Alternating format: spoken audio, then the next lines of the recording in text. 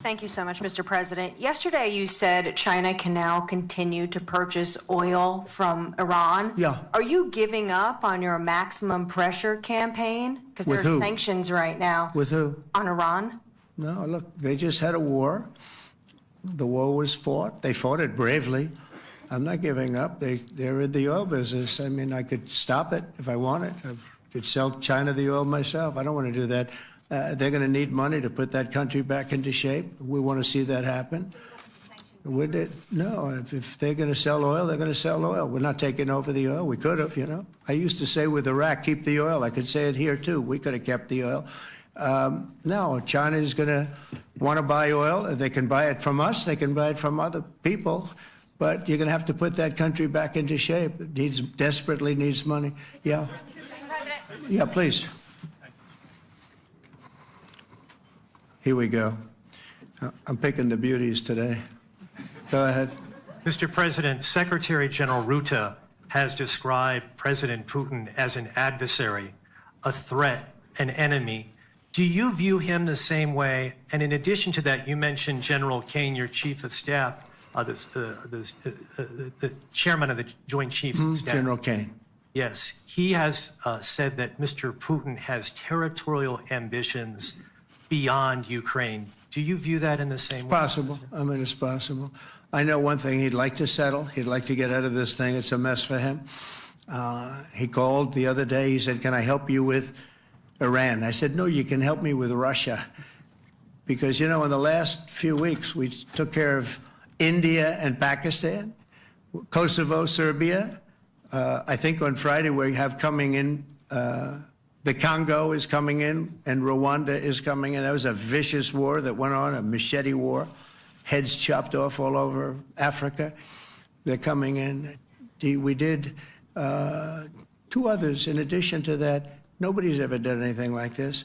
No, I consider him a person that's, I think, been misguided. I'm very surprised, actually. I thought we would have had that settled easy. I've settled 4 of them in the meantime. But he did call up, and he said, you know, he's close to Iran. He'd like to help us get a settlement. I said, no, no, you help me get a settlement with you, with Russia. And I think we're going to be doing that, too. Yeah, please. Go ahead, please.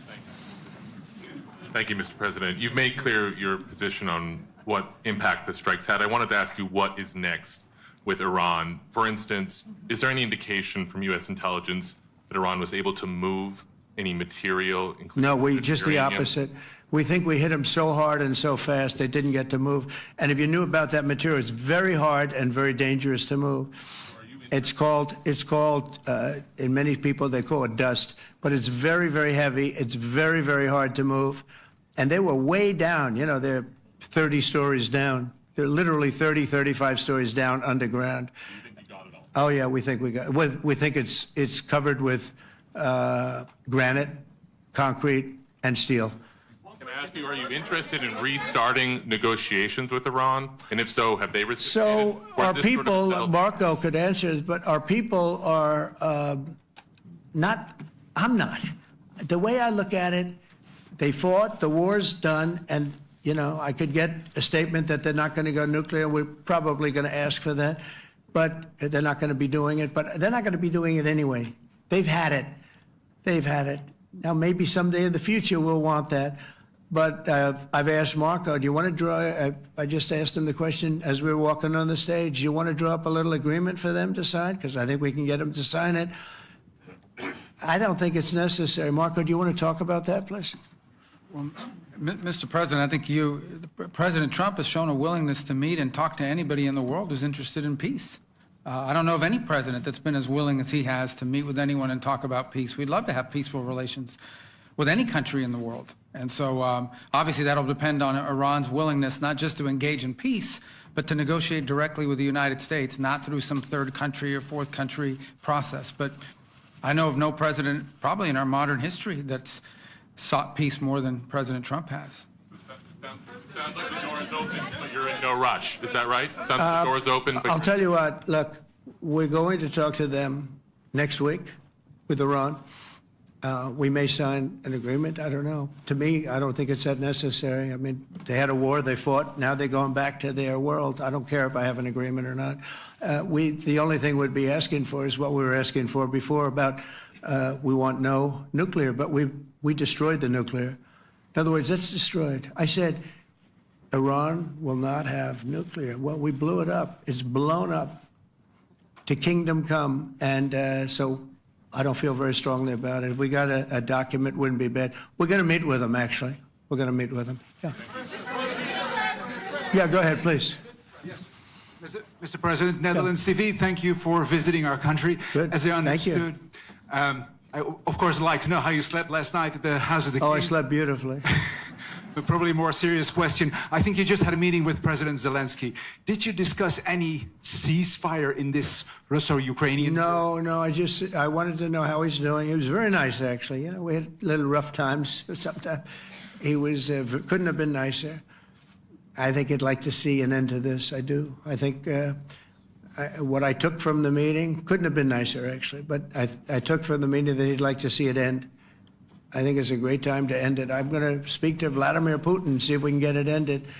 But look, these are brave people. They're fighting these wars all over the place. You know, last week they had, I guess, I told you, close to 7,000 young soldiers, Russian and Ukrainian soldiers were killed, 7,000 in 1 week. It's crazy. It's crazy. So I'll be speaking to Putin. No, I had a good meeting with Zelensky. And I had a lot of good meetings. We had a lot of good meetings with a lot of people, a lot of great leaders.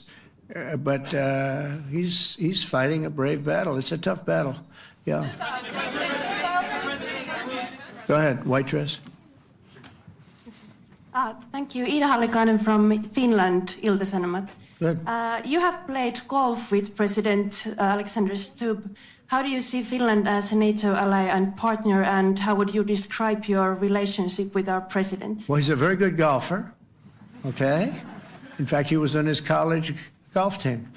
He went to a good college in the South, as you know, a very good college, and he was a good golfer. We had a good time. I think my relationship's great. I want to buy icebreakers. You know, you're very good at icebreakers. And I actually made him an offer. I didn't go to Congress. They'll try and impeach me for this. But there's an old, it's not old, it's fairly new, but it's used icebreaker. And I offered him about 1/3 of what he asked for.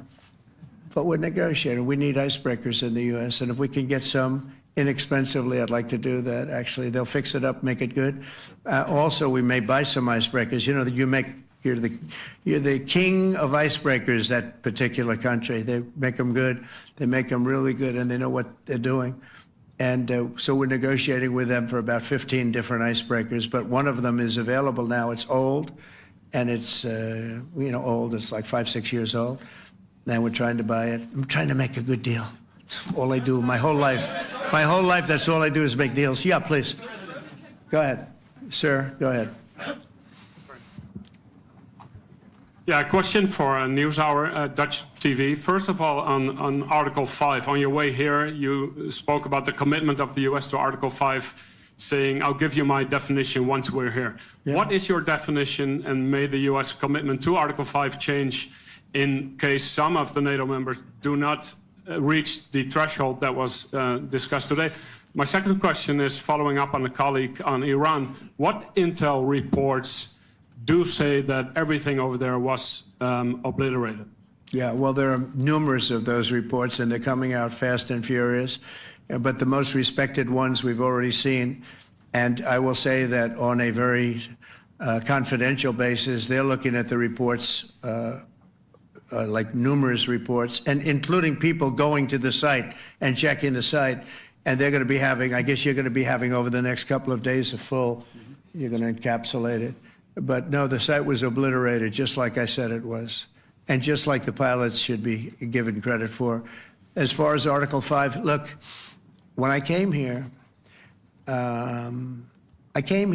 because it was something I'm supposed to be doing, but I left here a little bit differently. I said, I watched the heads of these countries get up And the love and the passion that they showed for their country was unbelievable. I've never seen quite anything like it.